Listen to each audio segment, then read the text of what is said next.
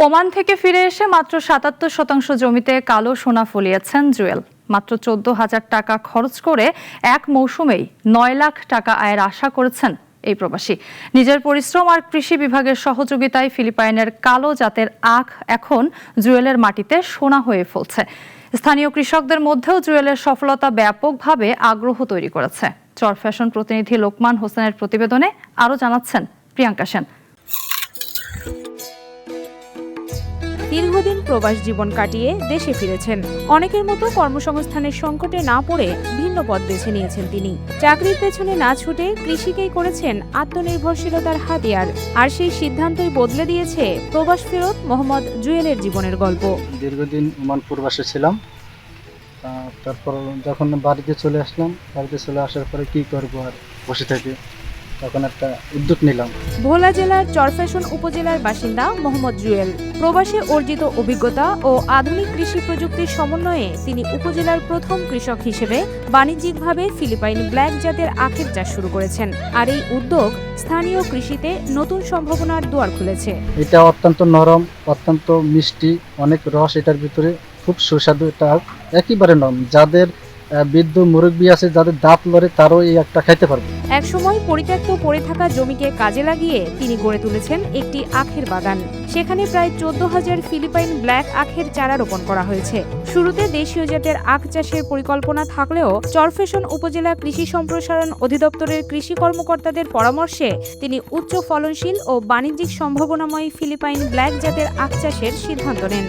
এখানে আমার প্রথমে ৪০% জমি ছিল, ওইটা খুব নিচু ছিল, ওইটা আমি প্রথম মাটি দিয়ে ভরালাম। ভরানোর পরে এখন চিন্তা ভাবনা করলাম যে কী করব। তখন এই কৃষি অফিসের মাধ্যমে পরামর্শ নিয়ে, তাদের পরামর্শে এই ফিলিপাইন ব্ল্যাক আখ আমি চাষ করি। প্রথমে বগুড়া থেকে ফিলিপাইন ব্ল্যাক জাতের আখের চারা সংগ্রহ করে স্বল্প পরিসরে চাষ শুরু করেন তিনি। সেই চাষে সফলতা পাওয়ার পর ধীরে ধীরে পরিসর বাড়িয়ে বাণিজ্যিকভাবে আখের চাষ শুরু করেন। বগুড়া থেকে সংগ্রহ করলাম। বগুড়া থেকে সংগ্রহ করে আমি ৪০% প্রথমে চাষ করলাম।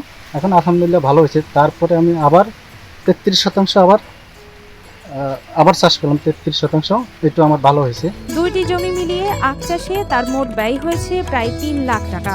তবে বর্তমান বাজার দর অনুযায়ী পুরো ফসল বিক্রি করতে পারলে প্রায় ৯ লাখ টাকা আয় হবে বলে আশা করছেন জুয়েল মিয়া। এখানে খরচের সংখ্যাটা হলো, খরচ আমার ওই ৪০% আর ৩৩% দুইটা মিলে আমার ৩ লাখের ওভার খরচ হয়ে গেছে।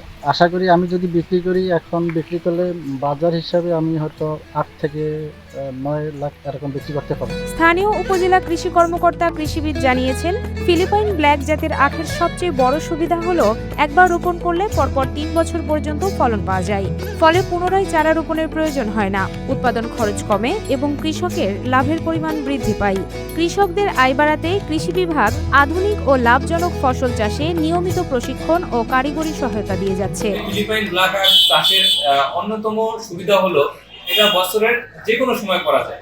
এক কথায় অন্যান্য আখ যেখানে দেখা যায় শুধু বছরে একটা মৌসুমে চাষ করা যায়, এক সময় লাগাতে হয়, যে কোনো সময় ইভেন বর্ষাকালে আখ চাষ করা যায়। এখন এই মুহূর্তে তার মানে সংগ্রহযোগ্য আখ আছে, খাওয়ার উপযোগী আখ এই মুহূর্তে তার আছে এবং এই আখের দামও ভালো পাচ্ছেন। প্রতিটা আখ প্রায় ৫০ থেকে ৬০ টাকা দরে তিনি বিক্রি করতেছেন।